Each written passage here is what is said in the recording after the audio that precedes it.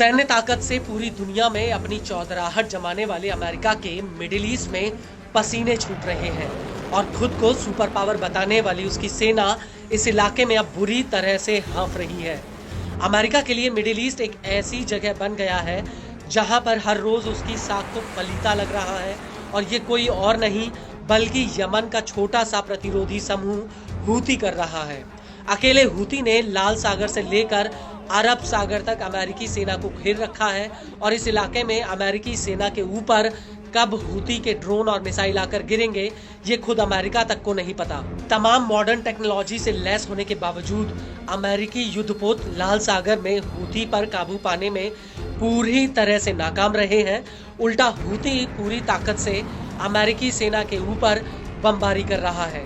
लेकिन अब ऐसा लग रहा है कि अमेरिका लगातार अपनी नाक बचाने के लिए पूरी दुनिया से झूठ बोल रहा है और वो झूठ मिडिल ईस्ट में हो रही उसकी दुर्गति का है जिसे अमेरिका बार बार छिपाने की कोशिश कर रहा है।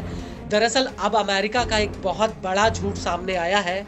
वो ये है कि अमेरिका ने कहा था कि लाल सागर में उसके युद्धपोत ने गलती से अमेरिकी सेना के F-18 लड़ाकू जेट्स को मार गिराया था। लेकिन अब हूती का कहना है कि ये जेट अमेरिकी सेना ने नहीं बल्कि उसके लड़ाकों ने मार गिराया था और अपनी इज्जत बचाने के लिए अमेरिका ने कहा था कि गलती से उसके ही युद्धपोत ने इस जहाज पर हमला किया था। दरअसल हूती के प्रवक्ता ब्रिगेडियर जनरल याह्या सारी ने इस हमले की पुष्टि की है। उनका कहना है कि हूती ने अमेरिकी सेना के खिलाफ 8 क्रूज मिसाइलें और 17 ड्रोन हमले किए हैं। हूती के मुताबिक हूती के लड़ाकों ने अमेरिका के एक F-18 जेट को मार गिराया। इसके अलावा अमेरिकी युद्धपोत ने जब यमन पर हमला करने की कोशिश की तो इस युद्धपोत पर भी हमला किया गया जिसकी वजह से अमेरिका के ज्यादातर लड़ाकू जेट्स को यमन का हवाई क्षेत्र छोड़कर उल्टा भागना पड़ा और ये सभी अंतर्राष्ट्रीय समुद्री इलाके में वापस चले गए। हूती के मुताबिक उसने अमेरिका के USS हैरी ट्रूमैन युद्धपोत पर हमला किया था जिसे बचाने के लिए ये जेट्स आगे आए थे। نجحت القوات المسلحة في إفشال هجوم أمريكي بريطاني على بلدنا حيث تم استهداف حاملة الطائرات USS هاري تورمان وعدد من المدمرات التابعة لها بالتزامن مع بدء الهجوم العدواني مساء يوم أمس على بلدنا. ونفذت العملية ب8 صواريخ مجنحة و17 طائرة مسيرة.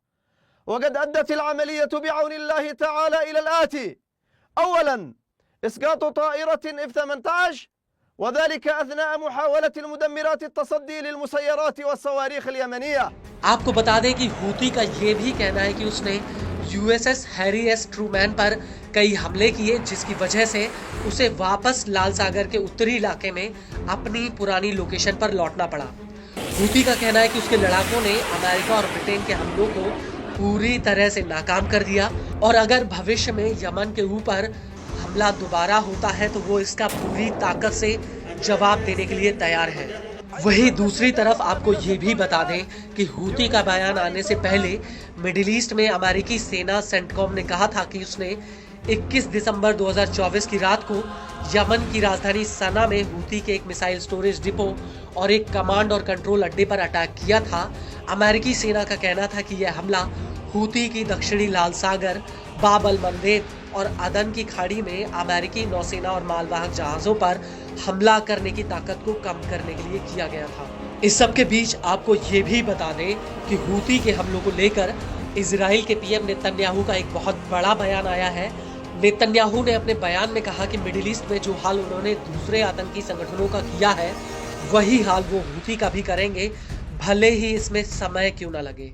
כפי שפעלנו בעוצמה נגד זרועות הטרור של ציר הרשע של איראן, כך נפעל נגד החות'ים. רק שבמקרה הזה אנחנו לא פועלים לבד. ארצות הברית וגם מדינות אחרות רואות כמונו את החות'ים כאיום לא רק על השיט הבינלאומי, על הסדר הבינלאומי. ולכן אנחנו נפעל בעוצמה, בנחישות ובתחכום. ואני אומר לכם שגם אם זה ייקח זמן, התוצאה תהיה אותה תוצאה.